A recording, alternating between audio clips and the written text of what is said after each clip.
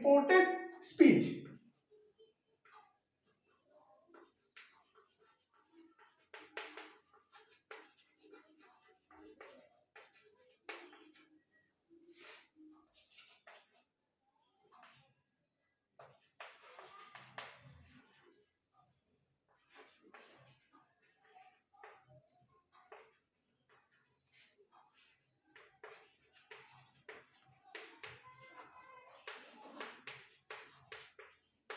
Inverted comma को हटा देते हैं। Rule number 1।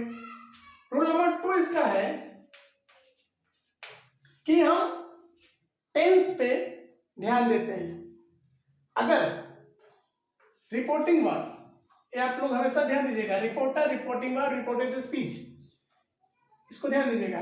रिपोर्टिंग वर्ब अगर प्रेजेंट या फ्यूचर में है तो रिपोर्टेड स्पीच के सही इनडायरेक्ट में टेंस में कोई परिवर्तन नहीं होता है, और अगर पास्ट में है तो उसमें परिवर्तन हो जाता है।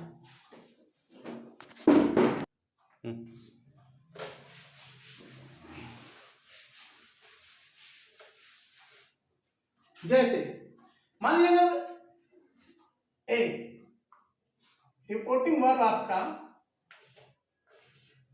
से है तो ये से ही रहेगा। एक एग्जांपल है, वर्ब इसके साथ कुछ भी हो सकता है, हेल्पिंग वर्ब कुछ भी हो सकता है, लेकिन जैसे से है तो से रहेगा।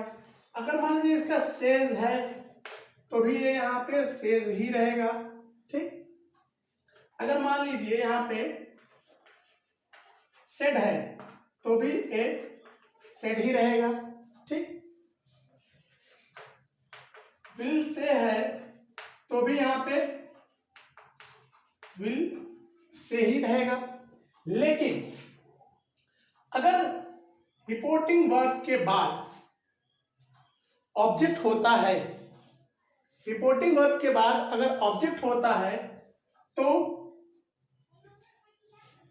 ये हो जाएगा आपका सेटू का, ये हो जाएगा टेल। सेटू है तो टेल हो जाएगा, सेज टू है तो हो जाएगा टेल्स, और सेड टू है तो टोल्ड हो जाएगा। क्यों?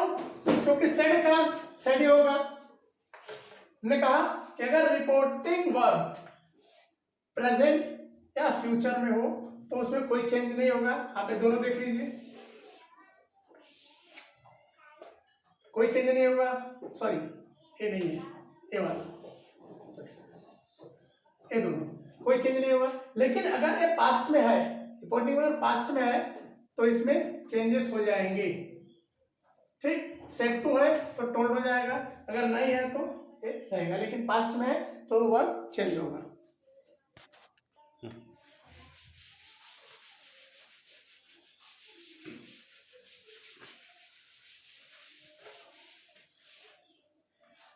रूल नंबर 3,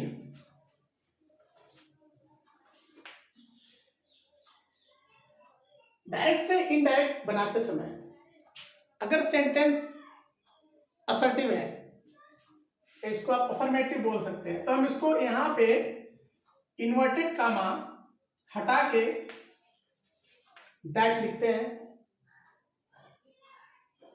ये इंपरेटिव सेंटेंस में भी ऐसा ही हम लिखते हैं। इन्वर्टेड कामा हटने के बाद हम दैट का यूज करते हैं। और अगर सेंटेंस निगेटिव है, नहीं, सेंटेंस अगर इंट्रोगेटिव है तो हम क्या लिखते हैं? हम उसके जगह लिखते हैं इफ या वेदर, इफ या वेदर लिखते हैं। अगर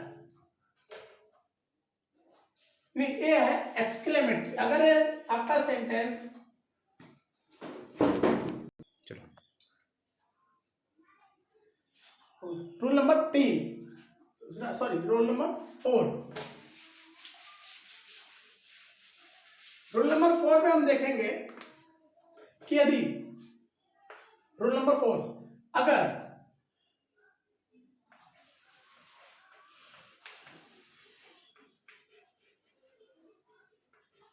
रिपोर्टेड स्पीच में जो सब्जेक्ट है वो अगर फर्स्ट पर्सन है,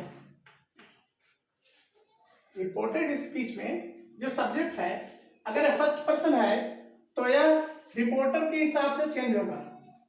इनडायरेक्ट स्पीच का फर्स्ट पर्सन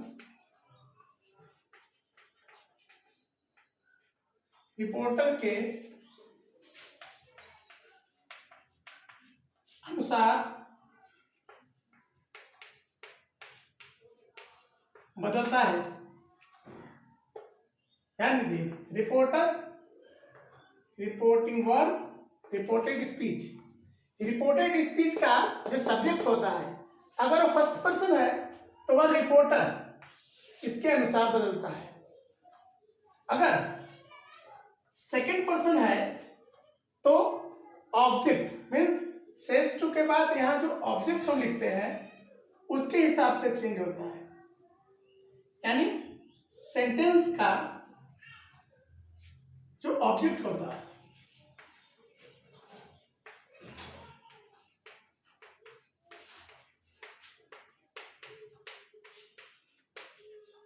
ऑब्जेक्ट के अनुसार ये बदलता है। जैसे रिपोर्टिंग वर्ब का जो भी ऑब्जेक्ट होगा उसके अनुसार सेकेंड पर्सन बदलेगा। थर्ड पर्सन की कंडीशन में कोई भी परिवर्तन नहीं होता है।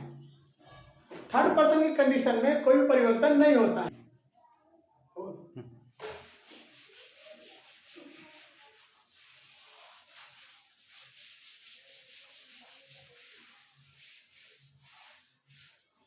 आप लोगों के मन में शंका होगा कि कौन सा सब्जेक्ट किस हिसाब से चेंज होगा, ऑब्जेक्ट होगा तो उसका कौन सा फॉर्म यूज किया जाएगा।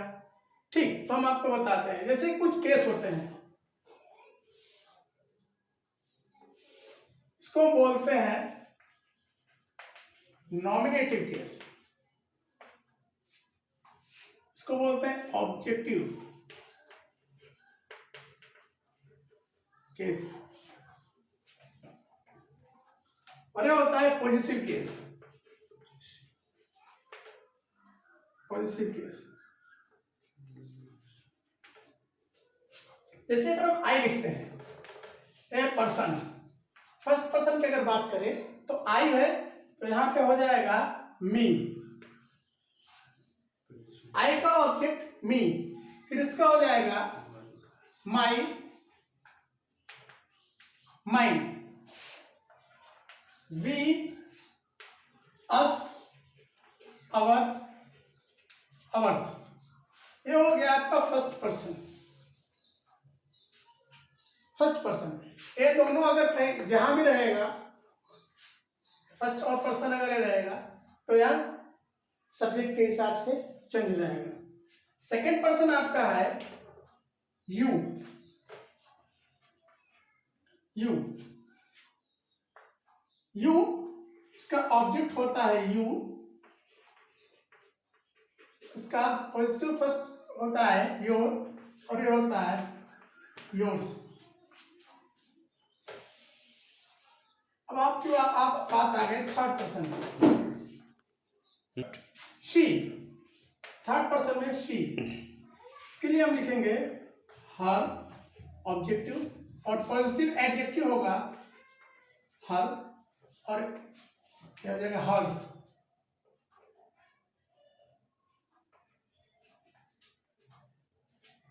फिर है ही, him, his, his.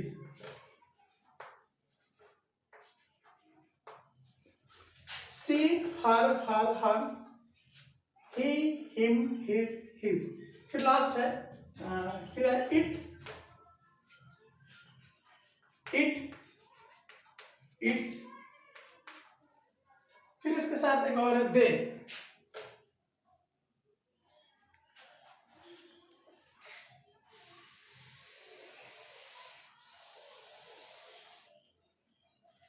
They third person का जो दे यहां बचा है इसको हम ऊपर यूज कर रहे हैं। दे, देम, देयर, बेयर्स, ये होंगे आपके पर्सन जो सब्जेक्ट और ऑब्जेक्ट के हिसाब से चेंज होंगे।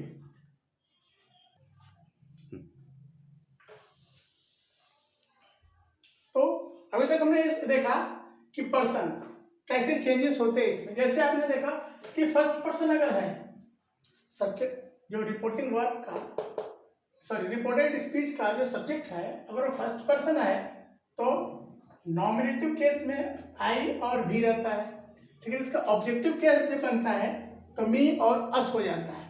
फिर उसके बाद हमने पॉजिटिव की बात की है, पॉजिटिव एडजेक्टिव जब होता है तो माई और वी के सेंस में और हो जाता है, और पॉजिटिव प्रोनाउन के लिए हम माइंड और अवर्स का यूज करते हैं। जैसे एक सेंटेंस देखिए, जैसे अगर हमें लिखें, इस सेंटेंस में अगर हम देखें, अगर हम यहां ही की जगह आई लिखें, राहुल करा, Rahul says I am, Rahul says I am a good boy, तो इसमें आप क्या चेंजेस करेंगे? ये सब्जेक्ट है, ठीक, तो सब्जेक्ट किसके हिसाब से चेंज होगा?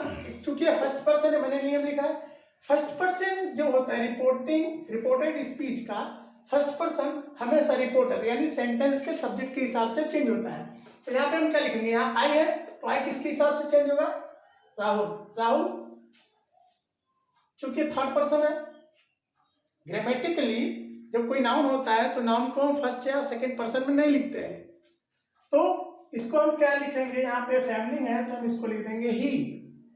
अगर हम इसका बनाएंगे तो ये हो जाएगा। अब आप अपना रूल, जब जो मैंने रूल लिखा है अब उस रूल पे ध्यान दीजिए। फर्स्ट राहुल सेज, चूंकि ये प्रेजेंट है तो प्रेजेंट और फ्यूचर, जब रिपोर्टिंग वर्ब प्रेजेंट या फ्यूचर रहता है तो इनडायरेक्ट में उसके टेंस में कोई परिवर्तन नहीं होता। यहां हम ऐसे लिखेंगे। फिर इन्वर्टेड कामा हटता है तो दैट लिखते हैं, हम लिखेंगे दैट। अब फर्स्ट पर्सन है तो फर्स्ट पर्सन इसके हिसाब से चेंज होगा, तो यह सिंगुलर प्लूरल नहीं है तो हम यहाँ ही के लिए हम लिखेंगे, तो यहाँ हो जाएगा ही। अब इस जो एम है तो आई के साथ एम यूज किया गया, लेकिन ही है तो ही के साथ हम क्या लिखेंगे? हेल्पिंग वर्ब ही के हिसाब से, इस प्रोनाउन के हिसाब से चेंज होगा, न कि इसके हिसाब से लगेगा। तो ही के साथ हम लिखेंगे similar, he is a good boy. हमने बाद में बताया कि रिपोर्टेड स्पीच का जो नरेशन है, जो इन्वर्टेड कामा होता है वो हट जाता है। देखा कि कैसे इन रूल्स के हिसाब से चेंज होते हैं। इसके बाद हम नेक्स्ट वीडियो में, जो ये तो पार्ट 1 था, पार्ट 2 में हम देखेंगे कि जब रिपोर्टिंग वर्ब जब पास्ट टेंस में होता है तो उसमें कैसे परिवर्तन आते हैं, और उसको टेंस वाइज प्रेजेंट, फिर पास्ट, फिर फ्यूचर, उसके बेस पे हम टेंस को, इसको नरेशन को हम आगे पढ़ेंगे। Thank you.